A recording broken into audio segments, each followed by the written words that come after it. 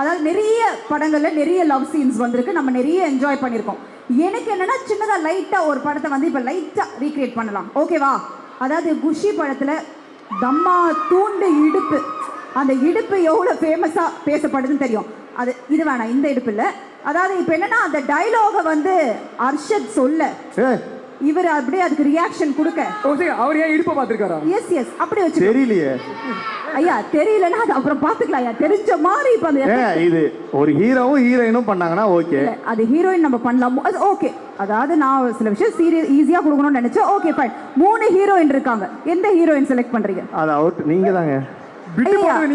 இடுப்ப நீங்க தான் பாத்துட்டீங்க. நீங்க என்ன வேலை பாக்குறீங்கன்னு தெரியுதா?